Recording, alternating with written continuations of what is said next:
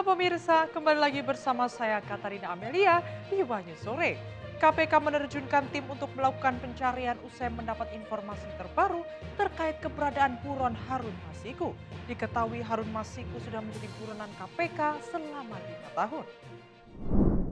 Informasi lainnya pemirsa, mantan Gubernur Jawa Barat Ridwan Kamil menjalani tes DNA di Barreskrim Polri pada Kamis 7 Agustus. Pemirsa, inilah Wahyu Sore selengkapnya.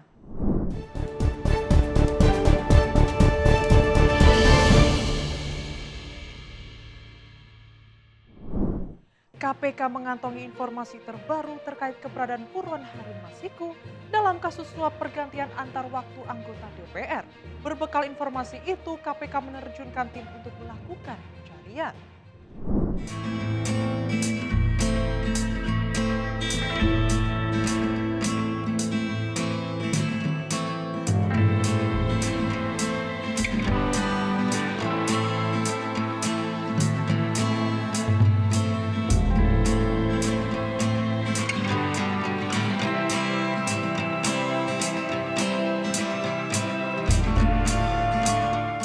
Komisi Pemberantasan Korupsi atau KPK kembali mengintensifkan pencarian terhadap buronan kasus suap pergantian antar waktu atau PAW anggota DPR Harun Masiku. KPK mengantongi informasi baru soal keberadaan Harun Masiku yang diduga berada di luar kota.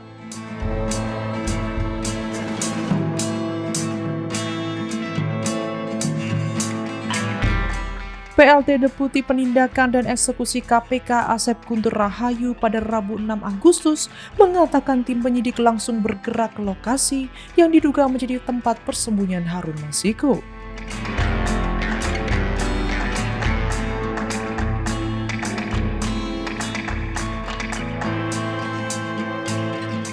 Secara terpisah, Ketua KPK Setio Budiyanto menegaskan bahwa pencarian terhadap Harun Masiku tidak akan dihentikan, meskipun Hasto telah mendapat pengampunan dari Presiden Prabowo Subianto yang disetujui DPR pada 31 Juli 2025.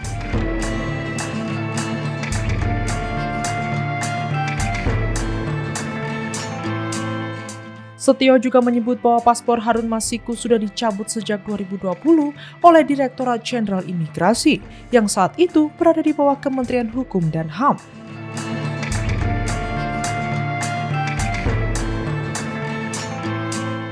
Harun Masiku berstatus buron sejak 17 Januari 2020 atau hampir 5 tahun lalu.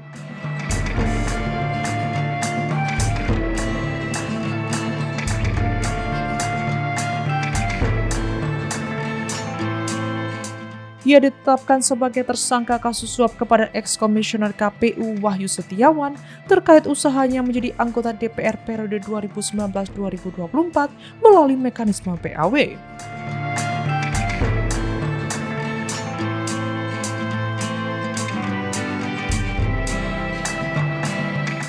Harun yang saat itu merupakan caleg PDIP dari Dapil Sumatera Selatan I dan berada di posisi kelima perolehan suara terbanyak, tidak lolos ke Senayan.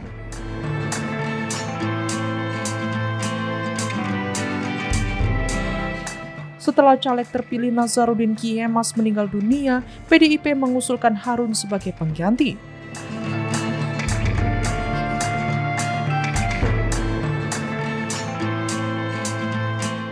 Namun secara aturan, kursi tersebut seharusnya diberikan kepada Rizky Aprilia yang mendapat suara terbanyak kedua.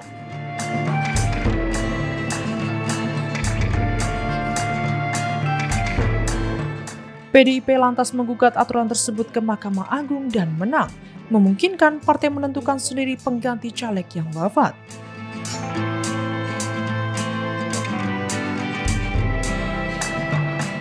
Tetapi KPU tetap mengukuhkan Rizky sebagai pengganti, memicu upaya lobi Harun kepada Komisioner KPU Wahyu Setiawan.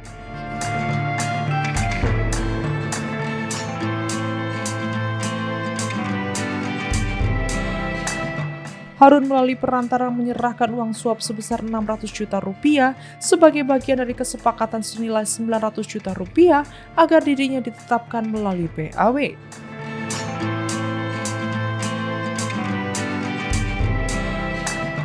Upaya tersebut gagal dan kini KPK terus mengejar Harun Masiku serta sejumlah buronan lainnya. Mantan Gubernur Jawa Barat Ridwan Kamil mendatangi Barreskrim Polri untuk menjalani tes DNA. Kuasa hukum Ridwan Kamil Muslim mengatakan kliennya siap menerima apapun hasil tes DNA dan akan bertanggung jawab.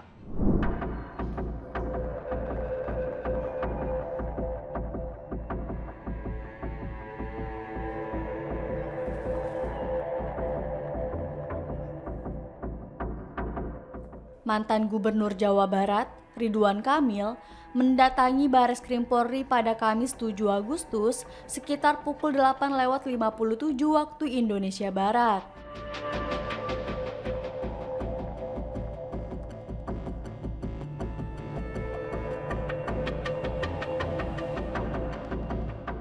Ridwan Kamil datang ke Barreskrim untuk menjalani tes DNA.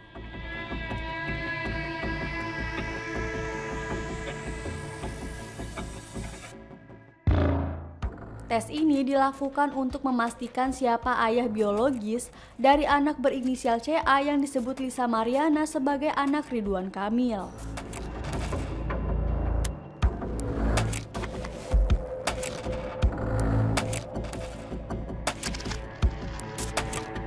Hasil tes DNA diharapkan bisa menjadi akhir dari kontroversi yang menyeret nama Ridwan Kamil.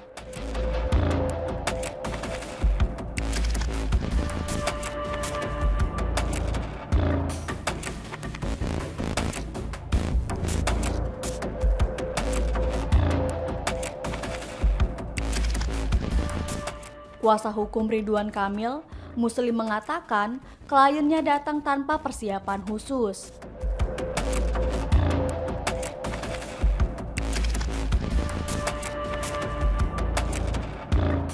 Ia menyebut Ridwan Kamil siap menerima apapun hasil tes DNA dan akan bertanggung jawab.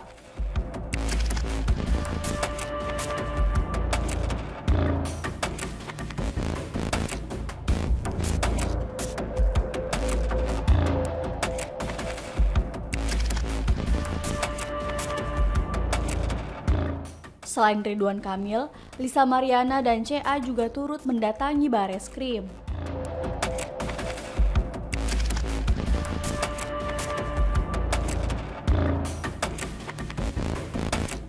Kuasa hukum Lisa, Joni Nababan mengatakan kliennya hadir di Barreskrim pukul 10 waktu Indonesia Barat.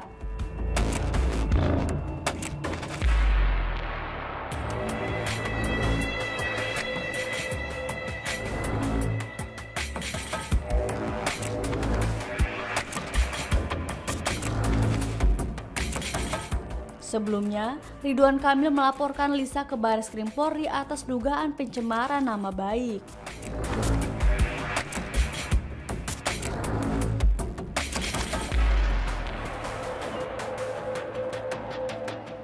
Laporan tersebut merupakan buntut dari pernyataan Lisa Mariana yang mengungkap dugaan perselingkuhan dan menyita perhatian publik beberapa waktu lalu.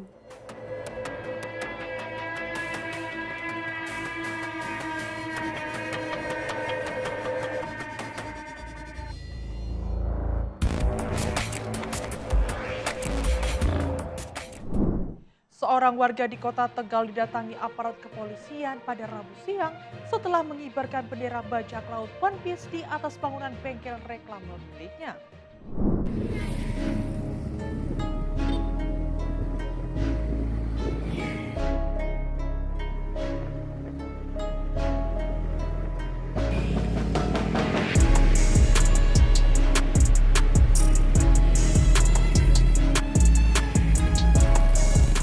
Bendera bergambar tengkorak yang dikenal sebagai simbol bajak laut dalam serial anime One Piece dikibarkan di bagian atas sebuah bengkel reklame yang berlokasi di Kelurahan Keturen, Kecamatan Tegal Selatan, Kota Tegal pada Rabu siang.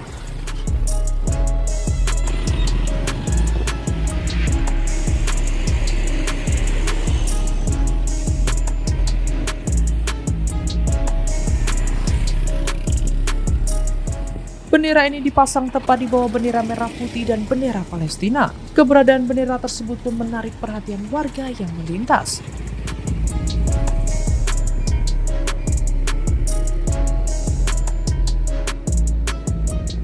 terutama karena simbol tersebut tengah populer di media sosial menjelang peringatan hari ulang tahun ke-80 kemerdekaan Republik Indonesia.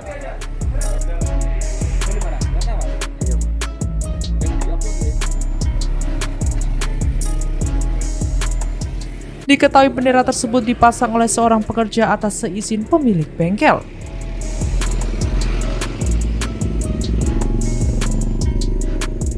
Namun tak lama setelah dikibarkan, petugas dari kepolisian bersama aparat kelurahan mendatangi lokasi dan meminta agar bendera tersebut segera diturunkan.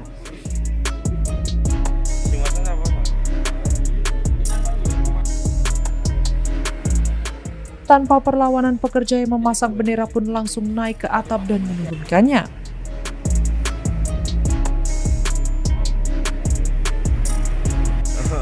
Bendera kemudian diserahkan kepada petugas untuk diamankan.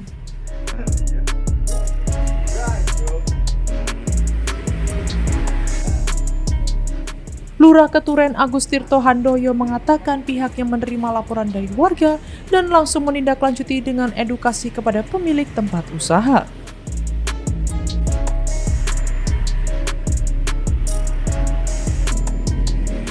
Setelah diberikan pemahaman, pihak yang bersangkutan dengan sukarela menurunkan bendera tersebut.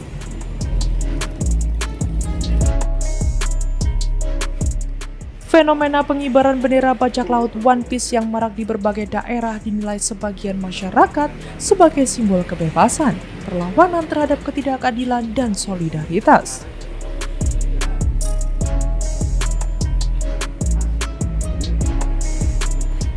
Meski begitu, pihak kelurahan mengimbau masyarakat tetap menghormati aturan dan simbol negara selama bulan kemerdekaan.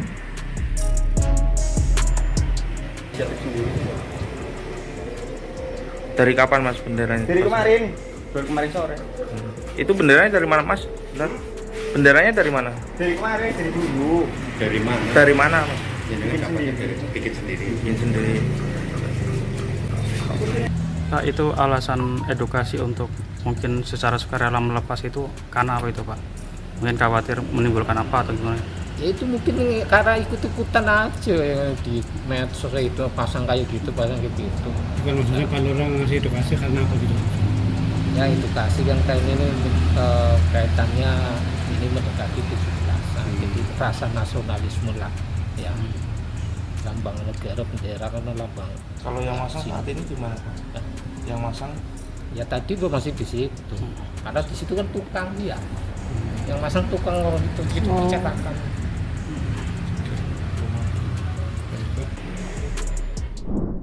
Dua pengelola kebun binatang Bandung bentrok dan baku hantam setelah berhasil menjebol pintu gerbang masuk pada Rabu 6 Agustus. Kericuhan itu dipicu setelah karyawan dari Yayasan Marga Satwa Taman Sari tidak bisa masuk karena dikuasai oleh pihak Taman Safari Indonesia.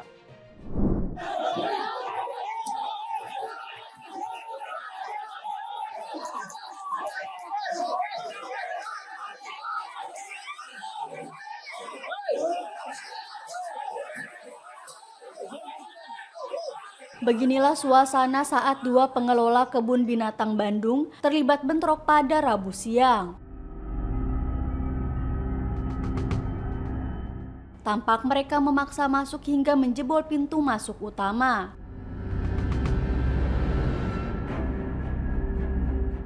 Tak hanya itu, pihak keamanan dari dua pengelola terlibat bentrok dan baku hantam.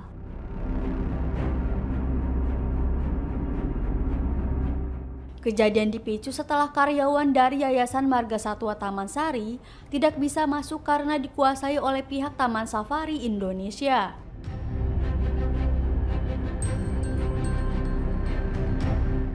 Pihak Yayasan Marga Satwa Taman Sari merasa sebagai pengelola yang sah.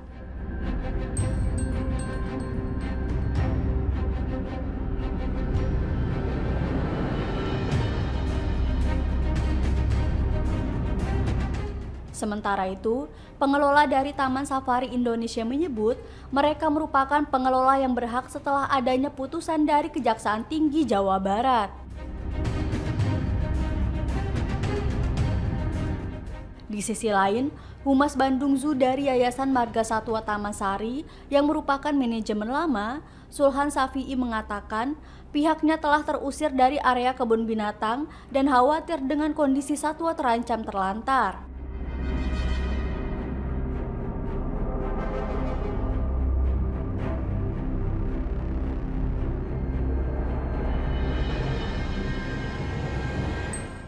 Sulhan Safi'i mengatakan pihaknya menutup sementara operasional kebun binatang sebagai langkah pengamanan aset.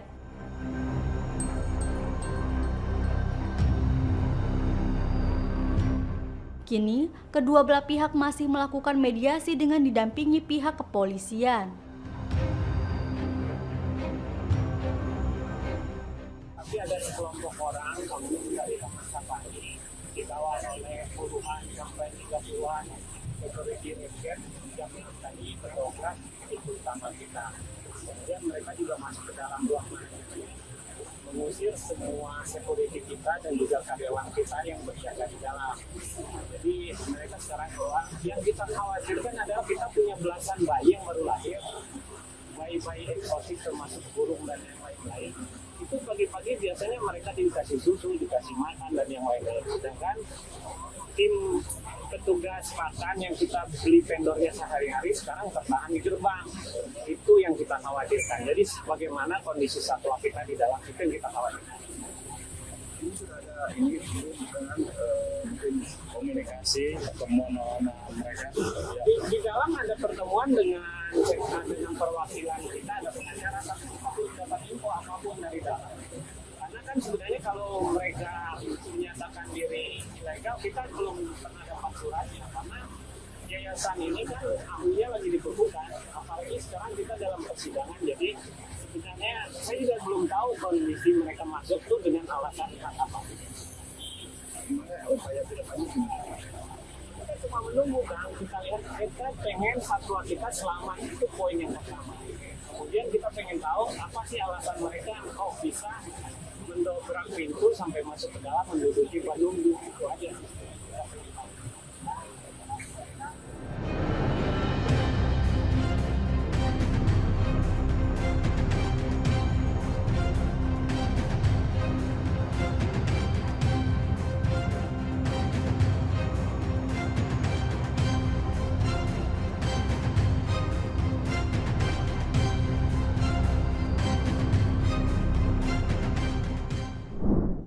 Majelis Hakim memutuskan untuk melanjutkan sidang kasus impor gula usai para terdakwa mengajukan keberatan setelah mantan Menteri Perdagangan Tom Lembong mendapat abolisi dari Presiden Prabowo Subianto dan bebas dari jerat hukum.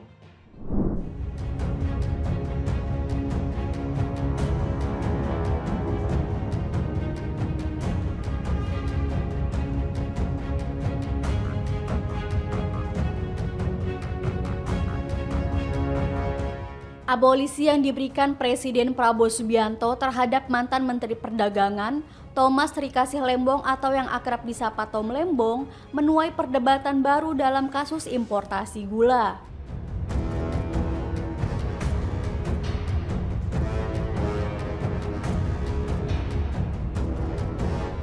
Para terdakwa menuntut jaksa penuntut umum untuk mencabut dakwaan terhadap mereka karena pelaku utama kasus tersebut Tom Lembong sudah bebas dan ditiadakan proses serta akibat hukumnya.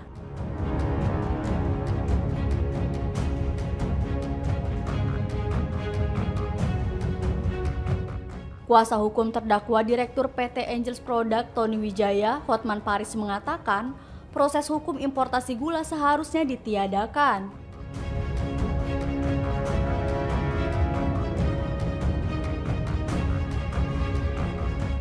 Ia menyinggung posisi Tom Lembong yang sempat menjadi terdakwa dan diduga memperkaya pihak korporasi.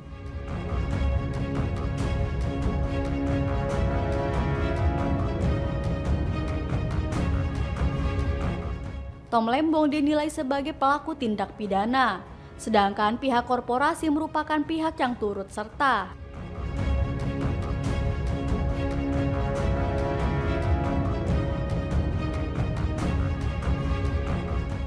Oleh sebab itu, karena Tom Lembong sudah menerima abolisi dan proses serta akibat hukumnya sudah ditiadakan, pihak korporasi meminta agar kasus mereka juga dicabut.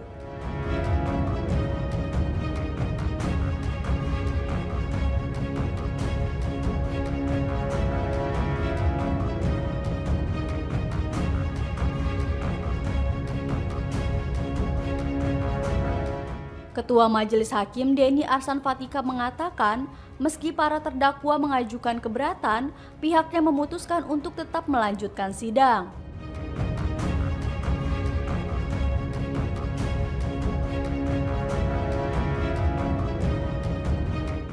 Ia menegaskan, Majelis Hakim tidak mengesampingkan permohonan yang diajukan terdakwa. Namun hakim sepakat dengan jaksa bahwa hanya Tom Lembong yang mendapatkan abolisi dari Presiden Prabowo.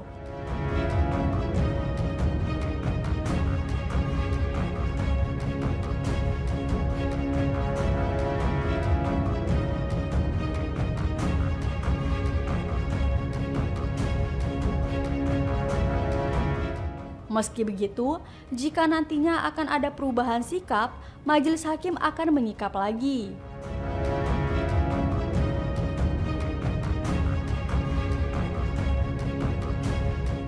Denny meminta semua pihak untuk memaklumi dan mengerti keputusan yang diambil.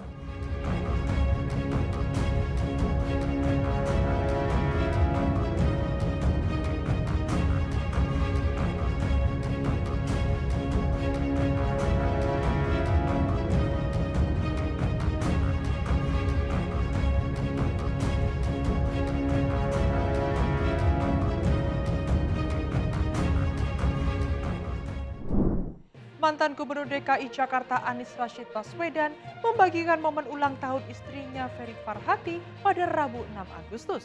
Dalam foto yang dibagikan terlihat mantan Menteri Perdagangan Tom Lembong turut hadir di kediaman Anies di kawasan Lebak Bulus, Jakarta Selatan.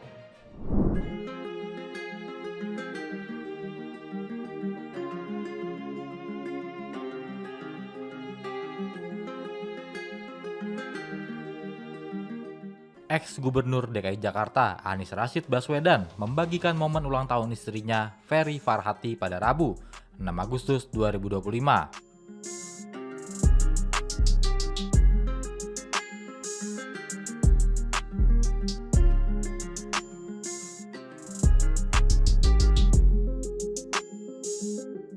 Momen ulang tahun itu dibagikan melalui akun Instagram resmi Anies Baswedan, sambil menampilkan mantan Mendak Thomas Trikasih Lembong atau Tom Lembong.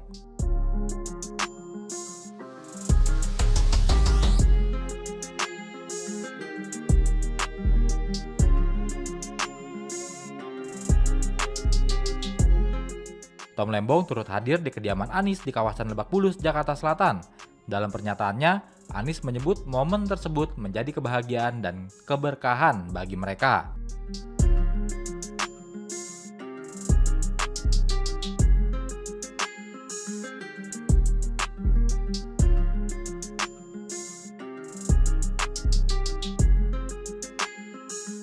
Dalam cuitannya itu, Anies juga mengucapkan selamat ulang tahun untuk sang istri Ferry Farhati. Tak hanya itu, Anies juga memberikan ucapan untuk Tom Lembong.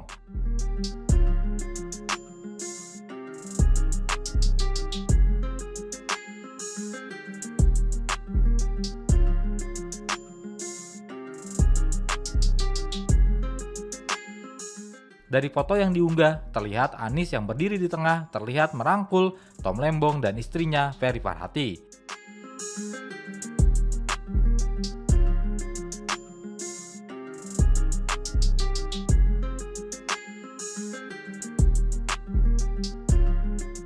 Terlihat wajah kebahagiaan terpancar dari Anies, Ferry, dan juga Tom Lembong.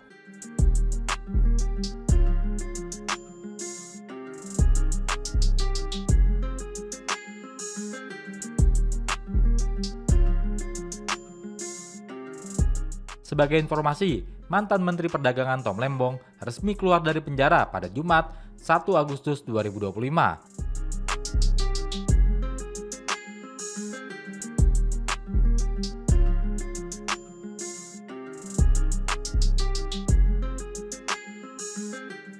Ia bebas setelah DPR menyetujui usulan Presiden Prabowo Subianto terkait abolisi dalam kasus dugaan korupsi impor gula yang sempat menyeretnya.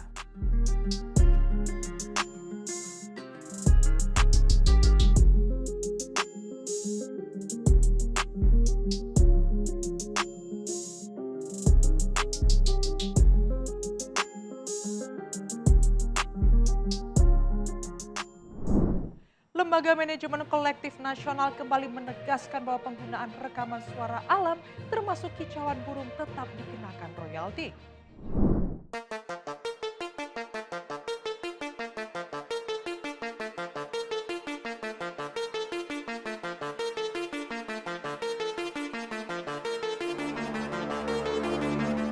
Lembaga Manajemen Kolektif Nasional atau LMKN kembali mengingatkan bahwa penggunaan rekaman suara alam, termasuk kicauan burung, tetap dikenakan royalti.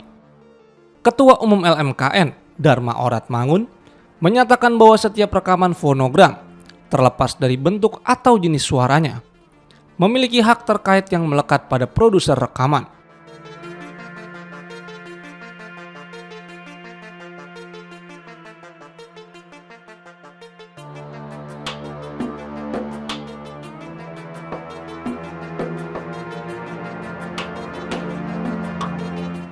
Pernyataan tersebut disampaikan Dharma merespon tren sebagian pelaku usaha seperti restoran dan kafe yang memilih memutar suara alam sebagai alternatif dari musik berlisensi.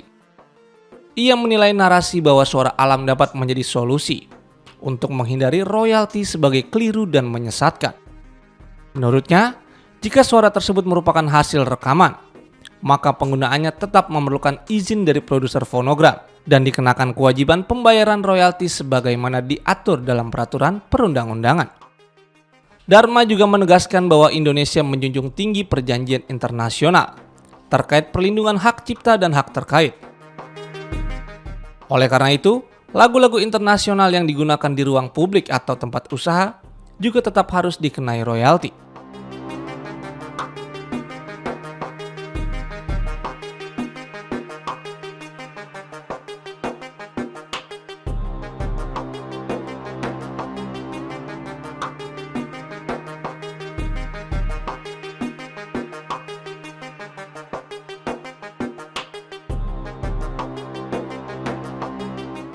Mengacu pada surat keputusan Menteri Hukum dan HAM Republik Indonesia tahun 2016, tarif royalti untuk tempat usaha seperti restoran ditetapkan sebesar Rp60.000 per kursi per tahun. Tarif tersebut mencakup hak pencipta dan hak terkait, termasuk hak dari produser fonogram.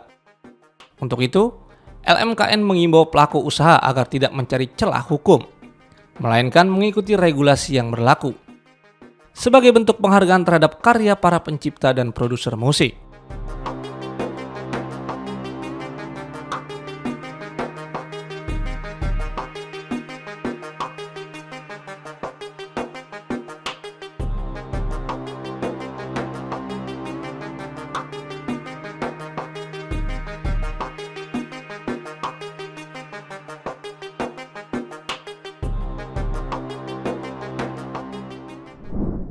Demikian informasi yang dapat kami sampaikan pemirsa. Terima kasih telah bergabung bersama kami.